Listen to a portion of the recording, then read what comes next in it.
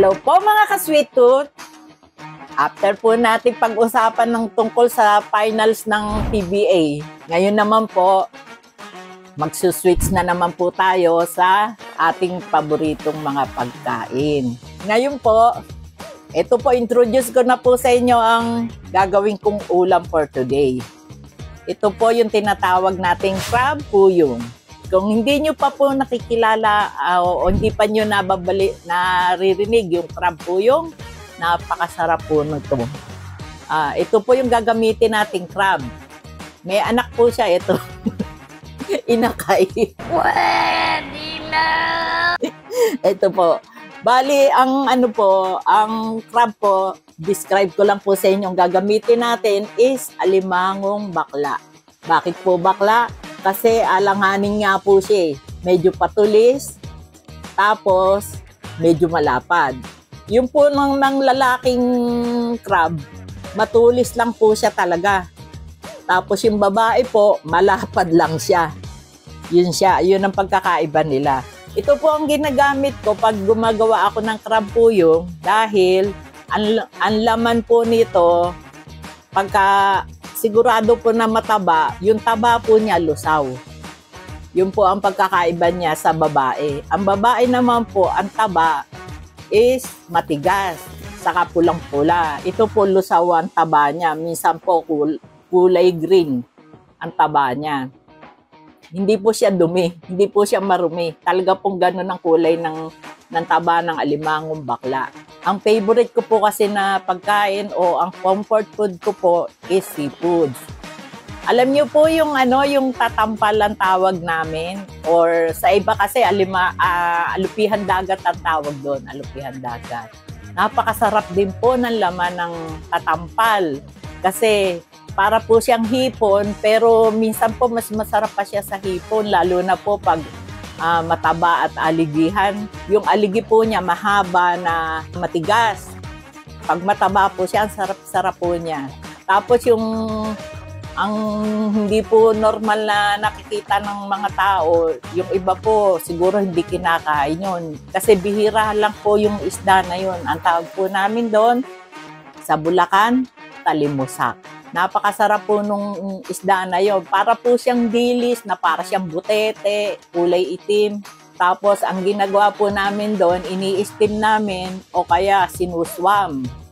Pagka ini-steam po namin yon, nakakain na po siya ng ganon. Pero napakasarap po pag pinirito nyo siya ng malutong, makakain nyo po lahat, wala po kayo itatapon. Maghihimay lang po tayo ng ating crab. Napakadali lang pong iluto ng ating crab puyong. Ang mahirap po dito, yung pag-prepare sa kanya. Sisiguraduhin natin na yung ating crab ay walang mahahalong shell. Kasi po, yung shell po niya, pag nakain po natin, pwede pong makasugat sa ating gilagid o kaya sa internal organ natin, sa bituka natin. Para po kasi siyang shell ng itlog. Pag nakain po natin, matigas po yun. Hindi po siya nadudurog. Di kagaya ng ibang food na kinakain natin, pagdating sa sikmura natin, sa tiyan natin, nadudurog siya. Hindi po siya nadudurog. Matigas po siya. Kung may nakain kayo, minsan idudumi nyo po siya ng ganun pa rin. Kaya po, nag-iingat po tayo sa paghihimay. At mamaya po, papakita ko sa inyo kung paano siya iluluto, kung paano siya igigisa. Yung mga ingredients po niya, and then, yung finished product natin. Yung crab puyong.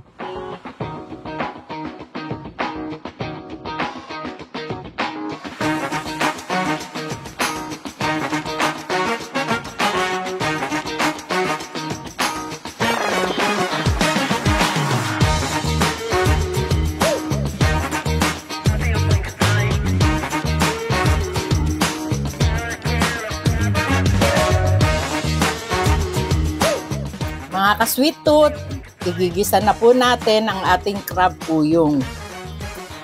Lagay po tayo ng cooking oil. Then,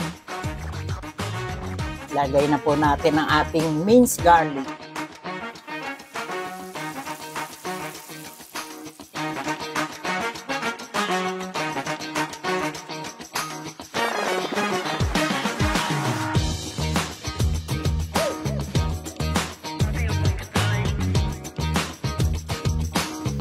Ilalagay na po natin ang ating hinimay na crab.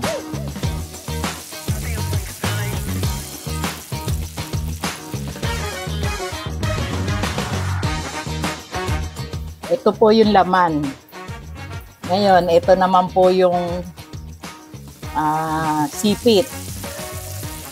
Yung crab claw.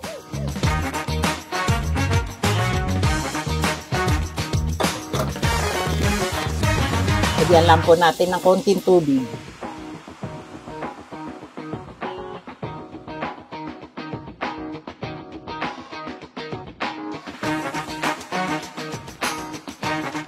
Katamtaman lang, mahina lang ang apoy natin. Ilalagay na po natin ang ating carrots.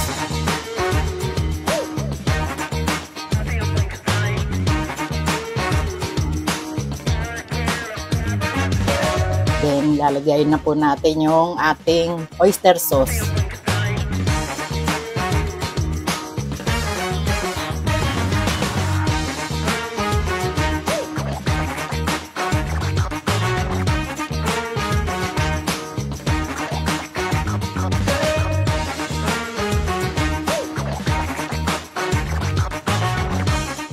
Madali lang po itong lutuin. Ilalagay na po natin ang ating enoki.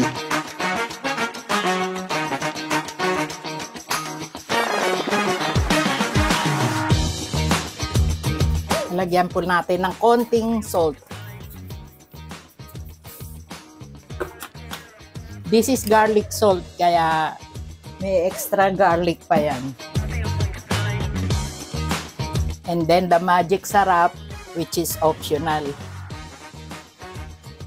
Magic sarap or pepper. Pwede po yun yung lagyan ng pepper. Kaya lang hindi ako pa ng spicy. Kaya hindi ako naglalagay ng paminta. Usually, pag naglalagay ako ng paminta, kukuha muna ako ng para sa akin. Para hindi maanghang. Tapos saka lalagyan ng anak ko ng pepper. Hindi nyo na po kailangan lagyan ng flour o kaya is cornstarch. Dahil pag naluto na po yung itlog, didikit po yan sa ating crab po yun. Almost ready. Usually sa mga ganitong ako na luluto sa non-stick para hindi siya dumidikit. You see, hindi siya dumidikit kahit na natuyo na. Hindi siya nasusunog. We'll just let it simmer for a minute. Then prepare na po natin. Ito po yung binigay ng pamangking ko. Gagamitin po natin in preparation. Sasali na po natin ang ating crab puyong.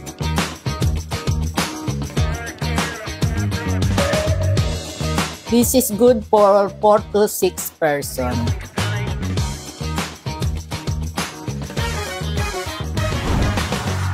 Yan, tapos na po tayong magluto ng ating crab puyong. It's time to eat. Hindi po ako magpapaka-obvious, pero hindi po ganito ang kain ko.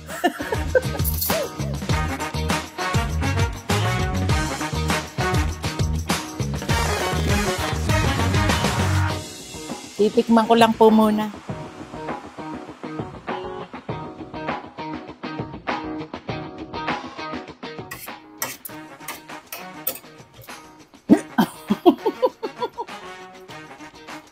Try nyo po.